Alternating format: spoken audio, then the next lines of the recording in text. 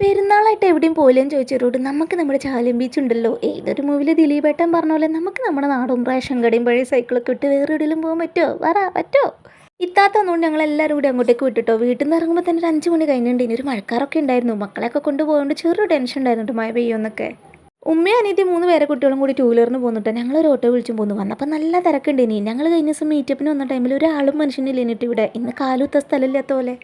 ദേ ഇവിടെയൊക്കെ കുറേ ഷോപ്പൊന്നും ഓപ്പൺ അല്ലേ കേട്ടോ. പെരുന്നാളായിട്ട് എല്ലാം തുറന്നിട്ടുണ്ടെന്ന് തോന്നുന്നുണ്ടോ. പിന്നെ കുട്ടിയൊക്കെ എൻജോയ് ചെയ്യാനായിട്ട് പലതരം റൈഡ് ഇറക്കിയിട്ടുണ്ട്. നമ്മുടെ പൂയിമണ്ണിൽ ഓടുന്ന വണ്ടി വരെ ഇറക്കിയിട്ടുണ്ട്. പിന്നെ ഇങ്ങോട്ടൊക്കെ ഈ വണ്ടിക്കൊക്കെ എന്താ പേര് പറയല്ലേ. എന്തായാലും മക്കൾ അടിച്ചു പൊളിക്കുന്നുണ്ട്.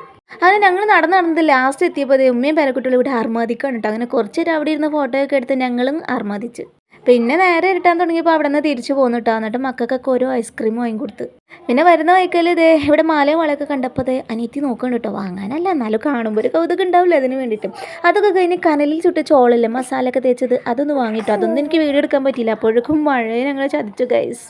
പിന്നെ ഓട്ടോ ആയിരുന്നിട്ടോ. കിട്ടിയ വണ്ടിക്ക് വലിഞ്ഞ് കയറി വീട്ടിലേക്ക് പോന്നു. അങ്ങനെ ഞങ്ങളുടെ പെരുന്നാൾ ട്രിപ്പും കഴിഞ്ഞു. അപ്പോൾ എൻ്റെ വീഡിയോ ഇഷ്ടപ്പെട്ടാൽ ലൈക്ക് ചെയ്യാൻ, എൻ്റെ ചാനൽ സബ്സ്ക്രൈബ് ചെയ്ത് സപ്പോർട്ട് ചെയ്യാൻ മറക്കല്ലേ. ബൈ.